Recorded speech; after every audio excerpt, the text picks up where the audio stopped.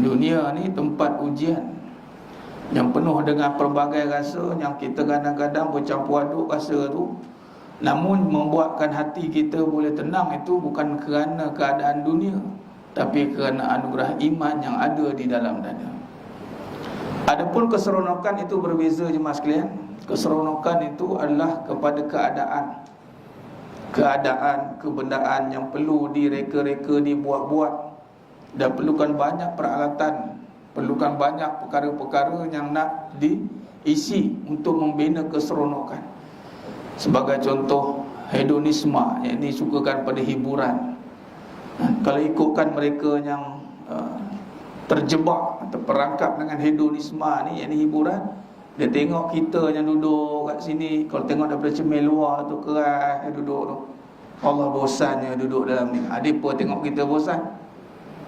Tapi kalau kita tengok mereka pula dekat tempat yang penuh dengan hiruk pikuk tu pula, kita pula stres tengok dengan bisingnya, dengan apanya, muzik-muziknya. Mereka tengok kita bosan, kita tengok mereka stres.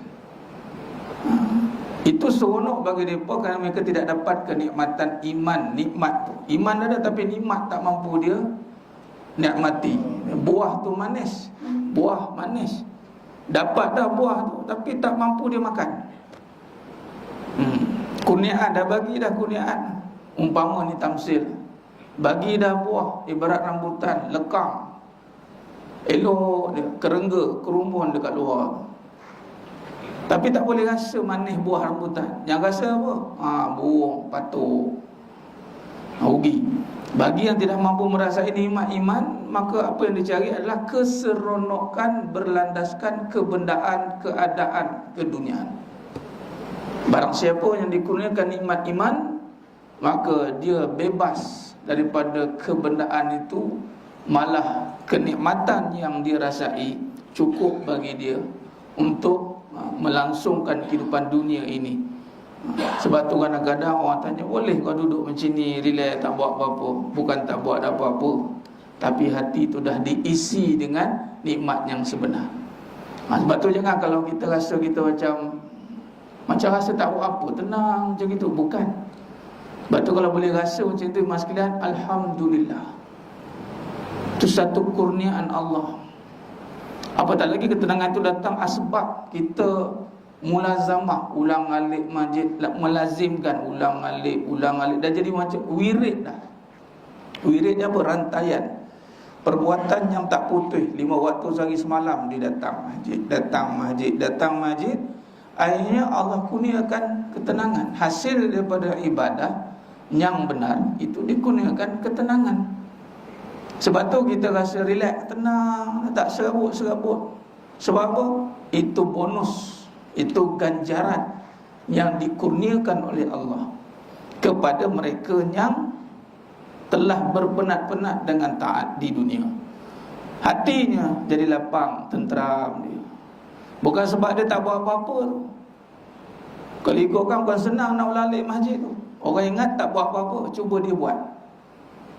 Cuba dia buat ulang-alik masjid, tengok mampu tak dia buat. Susah masalah. Bukan senang. Nak pastikan datang sekarang maghrib dah cepat pukul 7, bukan senang. Perjalanan datang ke masjid ni perjalanan iman. Innama ya'muru masajidallahi man amana billah wal yaumil akhir, ila akhir ayat.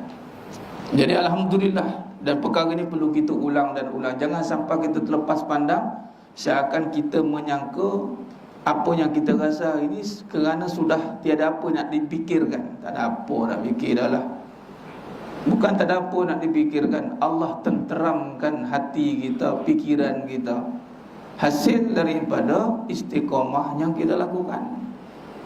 Susah-susah kita terutamanya untuk menjaga solat ala waktiha, bukan senang. Antara amalan yang paling Allah cintai, nombor 1, carta nombor 1. Bila sahabat tanya, ayu amal, apa amal yang Allah paling cinta, sayang? Solat ala waktiha. Bagi wanita, waktiha je di rumahnya lah. Kadang kat rumah ni cabaran tu. Nampak rumah tu boleh lewat waktu, kat rumah boleh lambat pula. Bakal rumah pula macam-macam nak buat. Tak nak masuk solat lah, teringat nak masak kari kepala ikan lah. Tak nak solat tu lah, dia orang semangat, membara-bara semangat nak masuk time solat.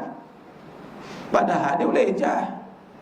Dia boleh ejah Zuhur sekian-sekian waktu, ambil masa kalau masak sejam. Kau 11 masak, kau 12 berhenti, boleh. Asar dia boleh dapat. Orang perempuan antara amalan yang dia boleh dapat ada 5 waktu. Kalau dia benar-benar suruh rumah yang bekerja untuk taat. Sehingga kalau terpaksa keluar, baru keluar. Sebab apa? Sayang nak meninggalkan ibadat tu. Sayang. Tapi sayangnya kat rumah pun tak dapat. Sayangnya. Dan itu amalan paling Allah cintai. Dan itu amalan paling susah nak buat. Kalau senang, rasa setiap kali waktu penuh. Kalau senang, setiap kali waktu solat penuh. Nak tahu kat mana? Tengok Makkah Al-Mukarramah, Madinah Al-Munawwarah. Macam itulah tempat yang Allah barakah. Antara tempat yang Allah berkati atau hidup yang diberkati, solat pasti tepat waktu. Kalau tak dapat 5 lah, katalah 4, kurang-kurang. Kalau tak dapat 4, 3. Kalau tak dapat 3, 2. Kalau tak dapat 2, 1. Kalau tak dapat, tak payah. Kata almarhum Tuan Guru Datuk Ismail, kamu kata payah no nak sahur waktu. Tak payah, ikut kamulah solat bila nak. Sampai ikut kamulah. Jangan sampai ikut kita. Kita kena ikut Allah. Sebab Allah yang bagi masa kat kita. Takkan kita tak boleh ikut masa Allah. Masa tu modal dari Allah. Allah bagi masa. Jadi sebenarnya mah yang muliakan Allah Subhanahu wa taala. Maka ini satu nikmat yang mesti kita kena perhatikan. Dan keberkatan itu diterjemahkan pada bagaimana kita mampu menghayati nikmat itu jemaah sekalian. Dan alhamdulillah, pada malam yang penuh barakah ini menyambung perbahasan dalam membincangkan bagaimana nak membina rasa tu. Yang ini keimanan itu hadir dengan membina takut yang sebenar. Muka surat 55 itu kita ambil balik pada muka surat 54 perenggan yang ke bawah. Kita masih membincangkan hakikat ujian dan masalah. Dalam kita membincangkan hakikat kehidupan ni adalah perkara yang kita nak lihat pada kehidupan, kita nak tafsirkan kehidupan mengikut usul ataupun asas perbahasan yang bersandarkan sifat wajib bagi Nabi SAW. Yang mana sifat wajib bagi Nabi SAW itu siddiq, amanah, fatanah, tabligh, soft. Kalau ikut pengajian kita ni soft. Sebab jumhur ulama siddiq, amanah, tabligh, fatanah. Lalu ijtihad soft ini yang ditahqiqkan oleh almarhum Sri Abu Sandin Al-Hafiz, maka kita gunakan susunan siddiq, amanah, fatanah, tabligh. Lalu kita ambil kaedah ini ibarat macam formula lah, macam nak masak. Kita ambil step ini, susunan ini kita letak kat kehidupan. Itu cara dia. Dia mesti ada kaedah dia. Ada usul. Kalau fiqh, usul fiqh. Kalau tauhid, usuluddin. Asas kepada agama, kita guna kawaid, kaedah. Asy'ariyah al-Maturidiyah sifat 20 contoh. Ada susunan dia. Dia ada kaedah. Kaedah itulah yang akan mensyarahkan perbahasan. Kalau tak ada kaedah, tak ada ujung pangkal. Bila tak ada ujung pangkal, tumbang terbalik. Itu kaedah. Jadi kaedah syarah kehidupan sebenarnya ada. Setelah dikaji dan diteliti, rupanya kaedah yang kita kena pakai itu bersandarkan kepada sifat wajib bagi Nabi sallallahu alaihi wasallam. Isi ataupun perbahasan dalam kehidupan itu bersandarkan Al-Quran dan Sunnah yang dibawa oleh bagi Nabi Muhammad sallallahu alaihi wasallam. Diterjemahkan kepada hadis dan diterjemahkan dengan kalam para ulama. Itu kaedah isi dia. Tapi nak susun perbahasan guna sifat wajib bagi Nabi sallallahu alaihi wasallam. Itu kaedah dia jemaah sekalian. Maka kita masih membincangkan kaedah pada usul siddiq. Siddiq yang pertama tu siddiq. Yang ini apa siddiq tu? Jujur. Yang ini benar. Lalu kita melihat pada ujian dan masalah yang kita bincang malam ni dan sambung pada perbahasan tentang yang mana kita melihat yang benarnya dalam kehidupan ini yang memberi mudarat, memberi manfaat. Ujian ni bila datang dalam hidup kita jemaah sekalian, ujian yang rupa bentuk susah dan senang, dua-dua ujian. Dua-dua ujian. Biasa kita dengar ujian benda yang susah saja. Sedangkan ujian itu bukan susah sahaja. Ujian itu terdiri daripada susah dan senang ataupun baik dan buruk.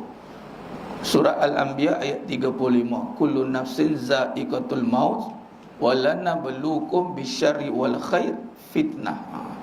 Itu Allah SWT mengatakan tentang ujian. Baik, maka di sini dalam kita bahaskan tentang sifat ya dar, maha memberi mudarat itu, kalau kita lihat, maka wajib kita ambil balik perenggan bawah muka 54 yang atas itu. Maka wajib kita berlindung pada sifat ya dar. Ini kena faham dalam bab usul akidah kita. Tidak boleh kita melihat yang memberi mudarat itu selain Allah, tidak boleh. Maka kalau lihat mudarat benda yang memberi kesan. Dia ada dua, kesan baik, kesan buruk. Kesan, mudarat, manfaat. Saya mudahkan perbincangan hasil bagi setiap perkara yang terjadi dalam sunnah wal jamaah. Di dalam bab takdir ni lah, bahas panjang. Jadi saya ambil langkah mudahnya setelah saya lihat dalam kehidupan dan bersarakapan marhum Datuk Abu Sandin Al-Hafiz kata apa? Dia buat perbincangan macam ni. Rezeki pada Allah, usaha pada kita. Rezeki pada Allah, usaha pada kita. Usaha lah macam mana pun, hasil rezeki tetap dari Allah.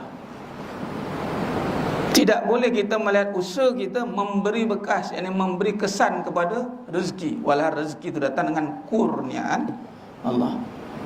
Okey, lalu kita pun cakap, habis itu Ustaz, usaha buat apa kalau rezeki dah ditentukan? Maka datanglah perbahasan sifat sebagai hamba. Sifat hamba ni kenalah berusaha kerana menyatakan kita ni hamba. Yang boleh tak berusaha duduk saja tuan je. Kalau bos kan duduk, bos duduk saja. Siapa bos? Kau ke aku? Kau kerja, aku duduk saja. Okeylah, betul lah tu. Kita bekerja kerana kita bekerja. Kita berusaha kerana kita hamba. Jangan dipikirkan hasil. Hasil minta ke Allah. Begitulah dengan ujian yang berlaku dalam hidup kita ini. Kita kena berlindung dengan Allah dari sifatnya yang mendatangkan mudarat pada hasil itu. Berlindunglah kita. Bukan kita yang mendatangkan hasil itu. Ya, ini saya boleh menolak mudarat ni. Tak boleh. La haula wala quwata illa billah. Baik dan buruk Allah jadikan. Sebab tu ada doa Nabi ajar, na'udzu bikalimatillahi tammati min syarri ma khalaqa. Kenapa baik dan buruk Allah jadikan? Supaya buruk itu tetap di bawah jajahan takluk kekuasaan Allah. Sebab kita berlindung dengan Allah, kuasa pada Allah. Maka di situ bulat dan tekad kita melihat ujian yang berlaku itu datang walaupun dalam rupa bentuk baik dan buruk. Yang kita nak tengok baik buruk tu, cerita di sebalik tu, yang ni nak selamatkan. Buruk ni apa yang kita takut? Apa yang kita takut pada ujian keburukan, mudarat? Bukan keburukan tu, mudaratnya ada pada ujian keburukan itu. Contoh apa? Mudah bahasa, sakit. Sakit baik ke buruk ke masalah? Baik. Baik. Besok semua sakit kan? Tak ada lagi lah bila sakit, ya Allah kebaikan katanya. Malaikat dia makam-makam awliya lah.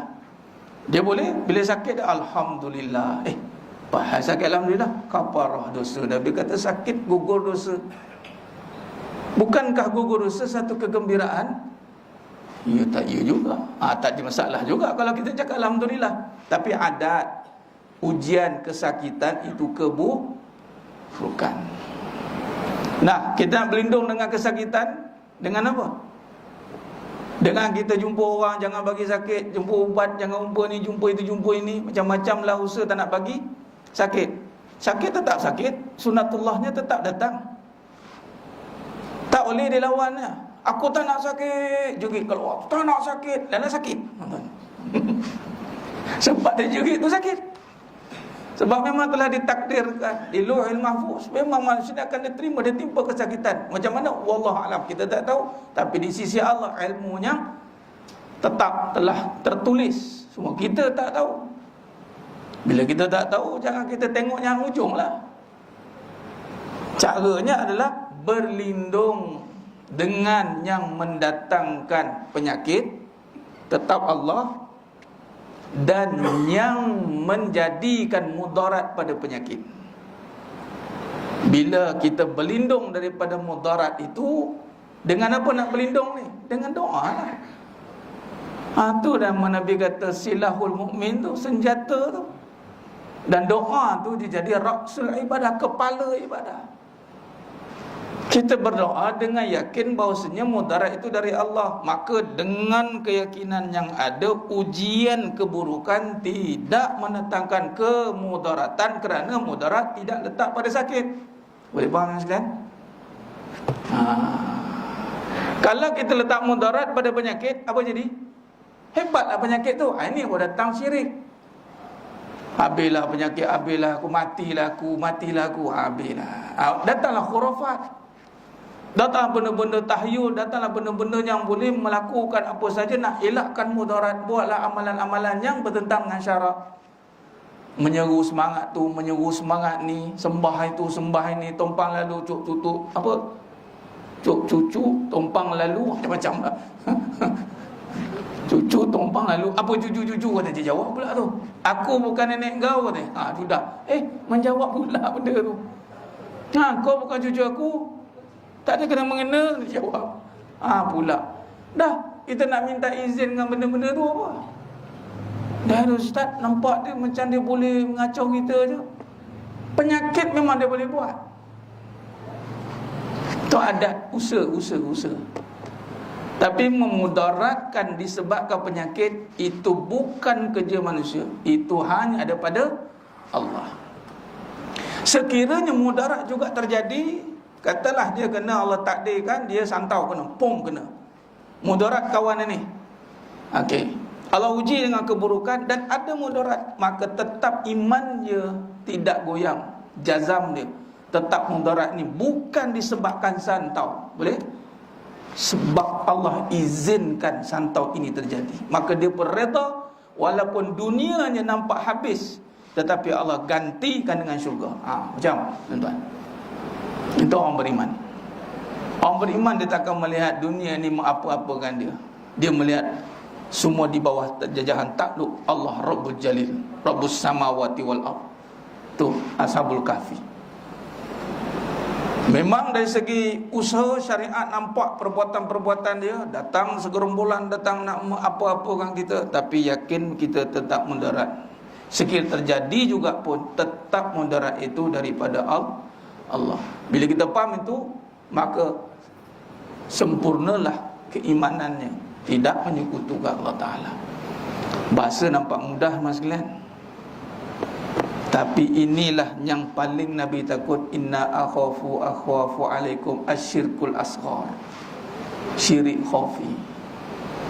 Ini syirik yang tersembunyi disebabkan oleh niatnya yang telah bersandar pada makhluk terlihat.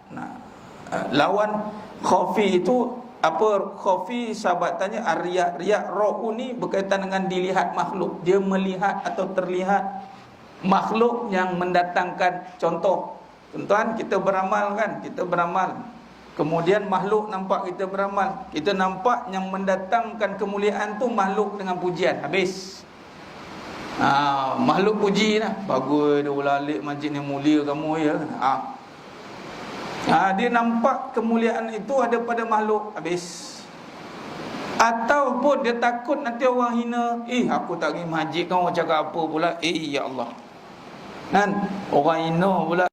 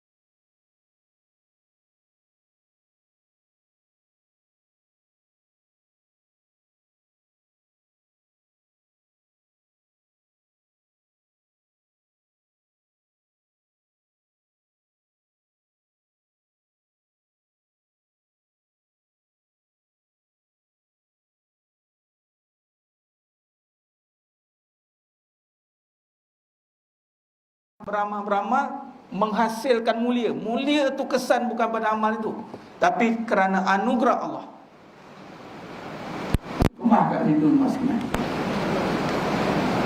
Maka kita minta kepada Allah mudarat angkat. Contoh kita ada penyakit, dia ada satu amalan yang Allah ilhamkan alhamdulillah melalui hadis kan.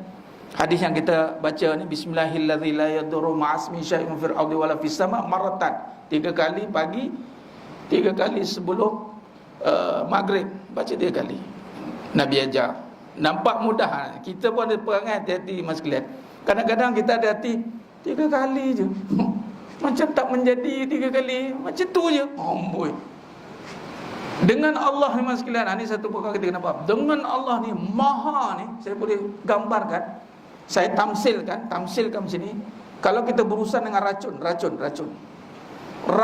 yang paling dahsyat kan, setitis saja kena mati. Bukan sebaldi pun mati. Ni apa aku nak racun kau? Satu baldi, ya Allah. Ni racun apa ni? Dia kalau nak racun dia dia. Tombang kawan tu. Makin halus, makin sikit, makin power. Okay, berbalik pada tadi. Sikit 3 kali kan? Sikit kan? So apa sikit Ustaz? Baca 3 kali. Solat pun 2 rakaat, 3 rakaat maghrib macam sikit je. Sebab power sangat amalan tu. Padan lah sikit. Kadang-kadang kita baca 3 kali. Hati-hati. Walhan Nabi kata 3 kali cukup. Sebab apa? Sekali kita baca dengan yakin, amalan dia begini. Ya Allah, tiada ada mudarat pada penyakit ini. Mudarat hanya ada pada Engkau.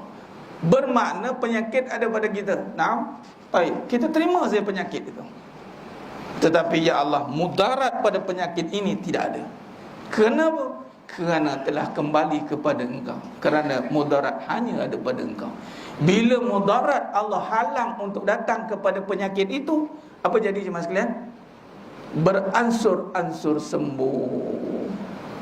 Bila penyakit itu datang mudarat, dipanggil melarat. Kadang-kadang melarat ni datang bukan kerana penyakit tu saja, kerana keyakinan kita kepada Allah yang berbelah bagi, akhirnya mudarat terjadi. Mudarat terjadi, akhirnya melarat-larat. Tahulah Ustaz, saya ni macam-macam berubat, tak tahulah kuat sangat agaknya benda-benda ni. Nampak? Kuat sangat ni benda-benda ni. Ni kes ni terbaru ni, Allah Ta'ala takdirkan kita boleh bawa pengajian tauhid ni. Dalam kehidupan ada perbahasan tauhid ni. Sekarang ni kita bahas bab tauhid ni mas. Satu kes yang setakat ni, ada beberapa kes lagi yang saya jumpa, dan Allah takdirkan saya berhadapan dengannya. 27 tahun saka tuan. Kurus kawan tu buat, perempuan. Saya kena pergi kat Melaka tu hari. Macam-macam orang dia jumpa. 27 tahun. Ada satu tu busung 20 lebih tahun juga. Jemaah yang mengaji juga lah bagi tahu ustaz ni, adik dia yang telefon ni kakak dia, tolong ustaz, adik saya tu dah sakit-sakit dah, memang tak tertahan. Jadi bila dah cakap macam itu, saya pun bergegas lah. Malam tu lepas kuliah pergi Melaka. Tuan-tuan, dengan kuasa Allah, dengan tiada mudarat. Perkara yang 27 tahun tu oleh berselesaikan tempoh kurang setengah jam. Dan terbaru ni saya bawa balik Melaka, saya jumpa jemaah tu, sihat dia. Alhamdulillah ustaz, dah tak ada apa-apa dah. Alhamdulillah. Hazam min falir rabbi. Apa amalan tu lah, mudarat hanya pada Allah. Dulu kita melarat-larat, kita letak kat tu, kat ini, kat macam-macam tempat kita letak. Habis ustaz, saya dah letak kat Allah macam tu juga. Kalau masih cakap macam tu, masih ragulah. Tapi kalau kita letak pada Allah saja mudarat, kita ikhtiar berubat sajalah. Buat saja. Jalan 1, jalan 2, jalan 3, jalan 4. Ikhtiar, dan setiap ikhtiar pahala. Bukan kata jalan tu tak jadi, jalan ni tak jadi, macam-macam buat dah, macam-macam tak jadi. Dan sekarang saya jadi-jadian Ustaz. Dan dia pula jadian. Benda tu datang, masa malam tu datang, Cik, dia pun datang. Dia cerita apa? Yang ni dah benda tu lah bercakap. Yang mengubat saya Ustaz, dah ada kat hospital lah maknanya. Dia cerita kat saya macam tu. Baru ni imam masjid tu ada kat hospital lah sekarang. Dia cakap. Dia cakap peduli apa kat hospital, biar dia berehat ke. Dia cakap macam tu. Aku didatangkan oleh Allah untuk selesaikan masalah, bukan nak apa-apakan kau. Mudaratnya pada Allah. Balik. Kalau kena Allah gitu, balik kuasa Allah. Dia tanya, alhamdulillah. Tiada ada mudarat pada penyakit. Mudarat hanya pada Allah. Tetap kat situ, ulang banyak kali, jangan berubah walau seinci. Itu kata jazam tu. Dia Allah uji ni 1, 2, 3, macam-macam lah ujian. Nak buat hati kita berbolak-balik tu. Hati kita mula resam, mula hai tu. Geram tu aku ni. Mula geram. Padahal ya Allah, aku terima penyakit ini. Tu kita. Takdir terima, bukan serah. Terima takdir, serah diri pada Allah. Terima penyakit, serah mudarat pada Allah.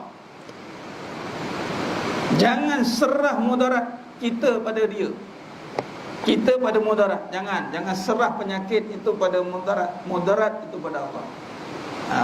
Terima penyakit, ya Allah, keterima penyakit ini.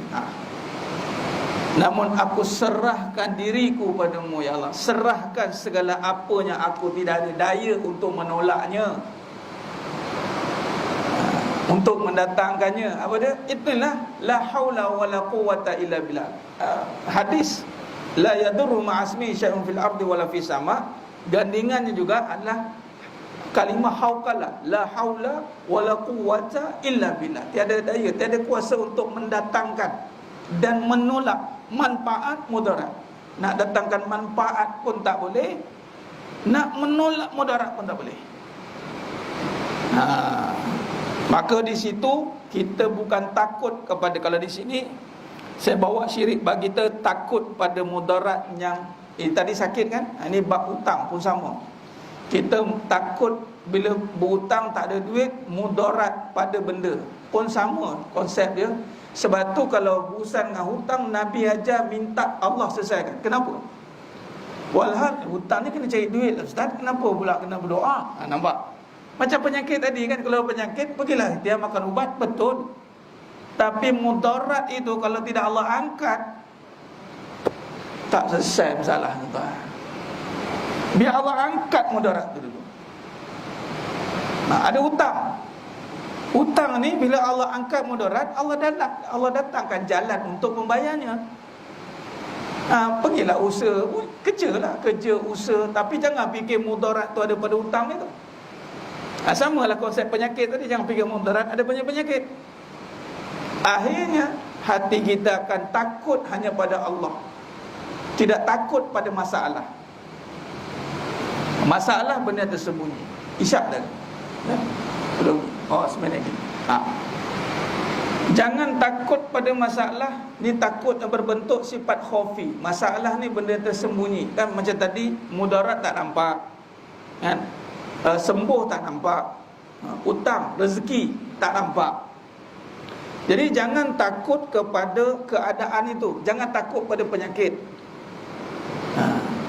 Jangan takut pada keadaan. Takutlah kepada yang mendatangkan itu. Apa mudarat pada penyakit. Jangan takut ni bukan bermaksud macam tadi tak buat apa-apa, jangan salah faham, menolak ikhtiar pula kan. Contoh, tak takut pada penyakit. Aku tak takut pada penyakit, datanglah. Itu sombong orang panggil. Ini bukan kena semua ni. Itu sombong. Orang-orang macam ini akan kena. Dia tak takut tu bermaksud bukan tak takut dengan membelakangi adat, tetapi dia takut kepada Allah yang mendatangkan mudarat. Kita bagilah luar azan.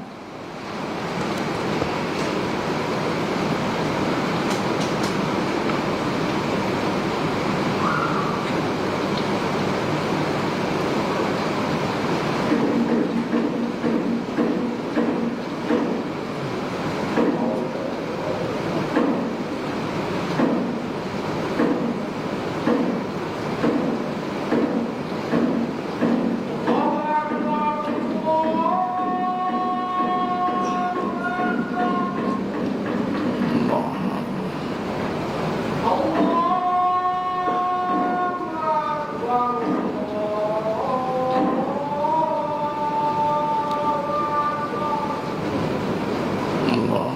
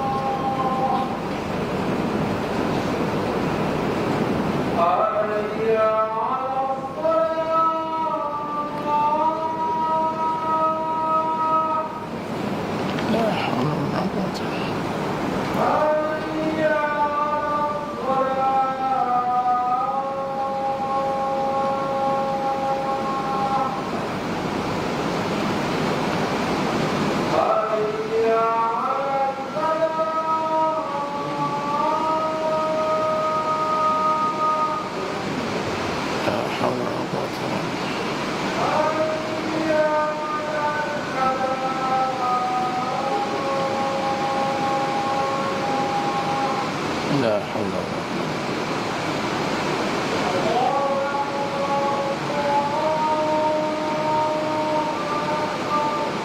Allah.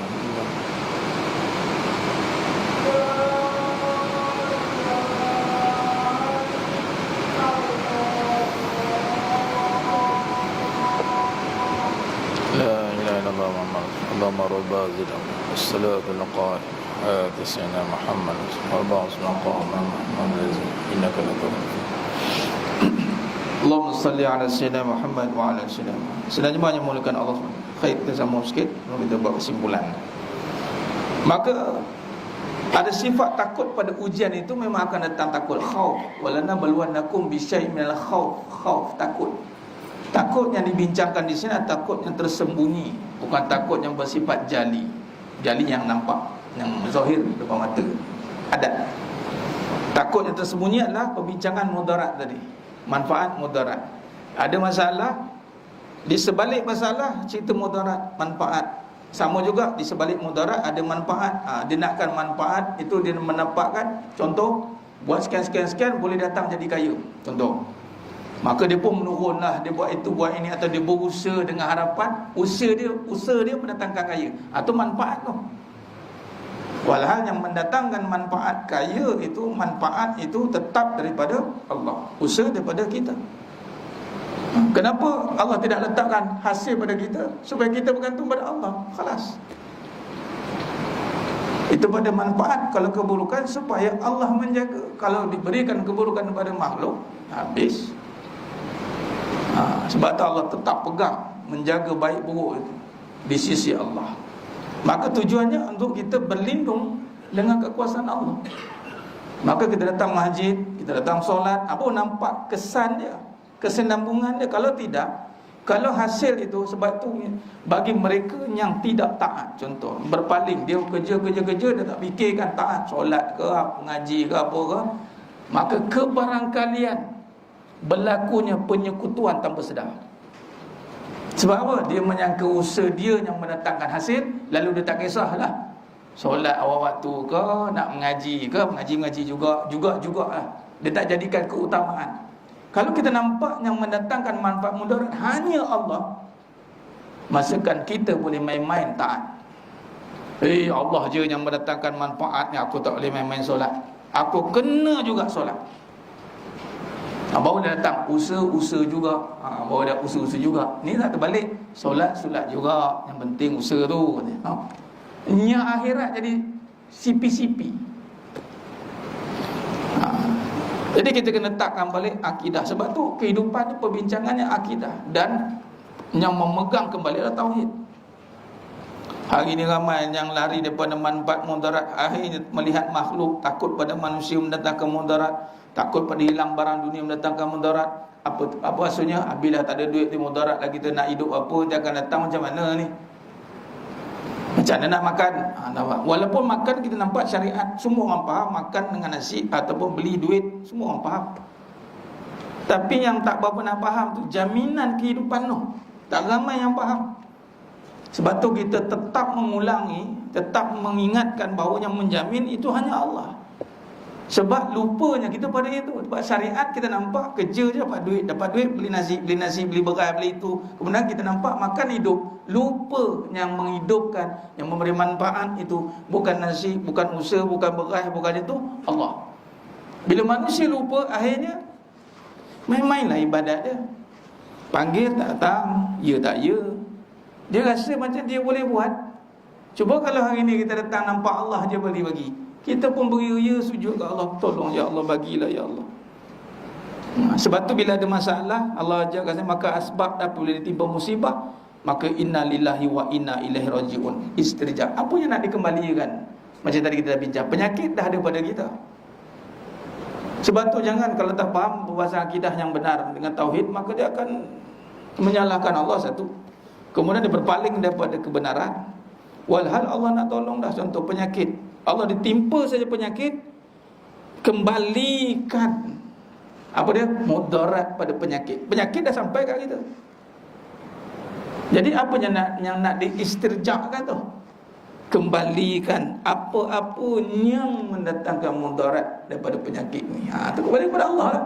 Bila dah kembali kepada Allah, amanlah kita yang mas sekalian, sebab Allah yang menjaga. Patutnya tentera mati ni. Memang penyakit perlu sembuh lagi, tapi hati dia tidak sakit.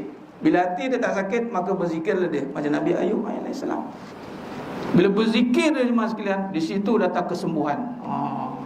Barulah makan ubat jadi berkat. Bismillah makan. Bismillah makan. Kadang-kadang tak lepas 3 kali makan sembuh dah. Sembuh dah. Itu namanya berkat. Habis kalau makan tak sembuh juga, makan lagi. Itu sajalah. Bukan kata mesti 3 kali, mesti 100 kali. Itu ianya pada Allah. Mutlak. Yang menentukan tu. Maka di sini membina ketakutan. Datanglah perbahasan, akhirnya yang nak kita jaga ni ketakutan. Dalam masalah, contoh ada yang bertanya, Ustaz, kalau kita takut, kita ada masalah, kita memang minta supaya Allah angkat masalah kita, kita takut. Tapi kalau dah senang, macam mana nak takut, Ustaz? Dan ini ramai orang lupa, senang dia tak takut, malah sombong pula dia, mendongak langit pula jalan. Walhal senang pun kena takut juga. Takut apa? Kerana hasil daripada kesenangan bukan daripada usaha kita, dia daripada kurniaan Allah. Hang lupa, aku tarik. Istidraj. Habis itu. Jadi berharap, ya Allah, janganlah kau jatuhkan aku dengan keadaan yang aku lalai dan leka. Sebab tu kita membina ketakutan yang sebenarnya itu adalah kita kembalikan hati dan jasad. Hati dan jasad untuk takut hanya kepada Allah, yang menjadikan setiap ujian yang berlaku dalam hidup ini. Bukannya dengan kita takut pada masalah dan ujian. Takut pada masalah dan ujian itu kadang-kadang, ini perbahasan contoh. Takut pada penyakit, betul lah, adat. Tapi pada Allah yang mendatangkan mudarat penyakit, tak takut pula. Jadi dia sakit, pada masa sama dia maksiat. Memang macam pasal. Atau dia nak sihat tapi dia bermaksiat. Dia jogging pakai ketat-ketat. Contoh, dia nak sihat, pada sama mengundang mudarat. Jangan ingat mudarat hanya pada sakit. Bila mudarat ada pada Allah sekalian, jangan disangkakan air yang tenang tiada buaya. Ibarat macam itulah. Jangan disangkakan air ni tak boleh mendatangkan mudarat. Jadi banjir, tuan-tuan. Air hujan, Allahumma sayyiban nafi'ah. Betul? Kalau Allah kata pada hujan tu ada mudarat, apa jadi? Habis, penuh, tuan-tuan. Dia ingat mudarat tu pada sakit saja. Sebab tu kita kena faham mudarat hanya pada Allah. Bila mudarat pada Allah, jangan kita tertipu dengan senang itu. Allah boleh datangkan mudarat pada kesenangan, akhirnya dia lupa diri. Sebab tu antara musibah yang paling besar bukan dengan kesusahan, tapi dengan lupa Allah. Senang-senang lupa Allah, itu musibah paling besar, mas sekalian. Kadang-kadang orang cakap, tengok kami pergi konsert tak kena bala pun. Allahu Akbar. Dia boleh cakap je tuan-tuan. Sedangkan balanya yang paling besar, dia tak rasa kekuasaan Allah. Dia tak takut. Itu bala paling besar. Dia tak rasa bahawa Allah Ta'ala boleh turunkan bila-bila. Tak ada pun. Allah Akbar. Itu bala paling besar. Jadi kita akan sambung pada syarikat surat 56. Bagaimana nak bina ketakutan yang sebenar. Jadi nak susun dengan anggota dan hati melalui bagaimana Abu Laid Samarqandi rahimahullah ta'ala menyusun ada 7 perkara yang kita akan bincangkan dengan lidahnya, dengan hatinya, dengan pandangannya, dengan perutnya, dengan tangannya, dengan kakinya. Bila ada masalah ke, bila ada susah ke, ada senang, jaga 7 ni jemaah sekalian, insya-Allah terjaga semua. Dalam susah pun dia terjaga, dalam senang pun dia dijaga. Ini kita akan sambung pada siri akan datang, insya-Allah. Mohon ampun maaf daripada saya kekurangan, terkasar kata tu kurang bicara dalam penyampaian. Hanya Allah Ta'ala sajalah yang mampu menyempurnakan perbahasan kita pada malam yang penuh barakah ini, sehingga kita bertemu lagi pada siri akan datang. Aku qali hadza wa astaghfirullah azim li wa lakum. Wa bila taufiq wal hidayah. Assalamualaikum warahmatullahi wabarakatuh. Kita tangguh dengan tasbih kafarah dan suratul As. Subhanakallahumma wa bihamdika asyhadu an la ilaha illa anta astaghfiruka. Bismillahirrahmanirrahim. Innal insana fi khusr illa tawassul bil haqq tawassul bis sabr. Wallahu a'lam bissawab. Takbir. Allah